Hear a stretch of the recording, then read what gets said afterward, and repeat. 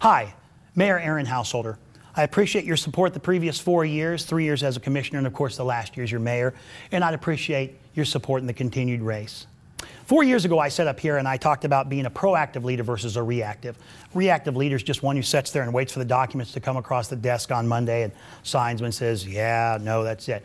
A proactive one is one that goes out and meets with business owners, talks to people, and gets a feel for what the community in their eyes needs to be. And we look at places that we vacation, places that we go to as citizens and what we like about those things, and we bring them back and try and fit that into Salina.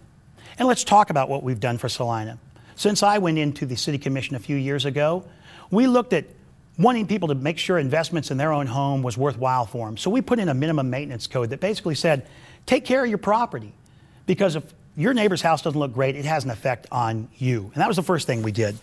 The next thing we did is we did away with special assessments being required on the City Commission. We changed the word from shall, which required us to give it to them, to may. And that gave us a choice to look at each project on its own merit to decide, is this risky for taxpayers' dollars or is this a good investment? A lot of people look at new housing and think, wow, this is a great thing. New houses means more money coming into the city of Salina. Well, that's just simply not true. We know from multiple studies, and an important one from the Department of Agriculture, that for every dollar brought in new residential construction, it costs taxpayers between $1.24 and $1.45. So new residential housing on its surface is a loss for taxpayers. If you have a huge population coming in, maybe it's required, but we don't. We've had slow growth, and so what it means is more infrastructure, no more people, more taxes for you. And we didn't like that idea, so we changed from shall requiring us to may, that gave us a choice.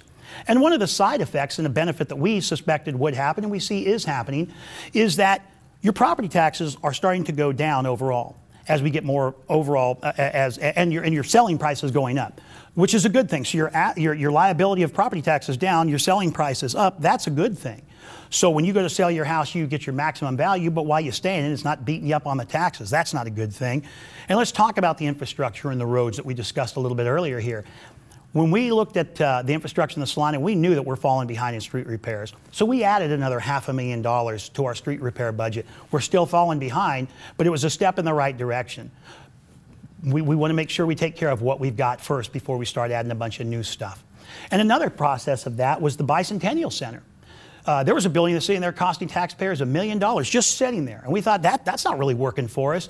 So we hired a private management firm to come in, and they're saving us over half of that now. And so we're taking that money and we're reinvesting it in the Bicentennial Center for long overdue, long necessary repairs that have been needed to make that the premier facility that it should be for the people of Salina. And what we're seeing is an increase in bookings as a result of that.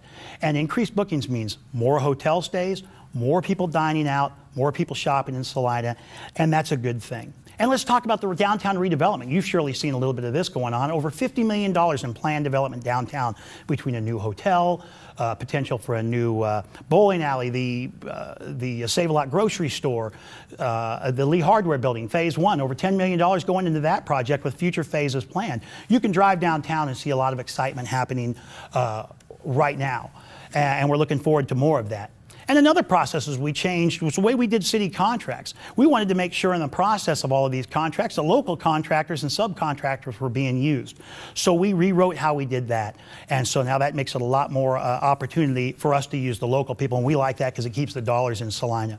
Another thing we did is we looked at the way the economic development was being handled in Salina. You know, we had an economic development organization that advertised on their website low wages. We thought that's the wrong thing to advertise for people coming out of town. We want those businesses to come to Salina because they want to be here, because we're a unique quality community with good workers that they can count on, not because they're simply low wages. That doesn't win for anybody. Let me leave you with a final thought. No is a powerful word in a small community, but leaders of successful communities know that yes is a much more powerful word.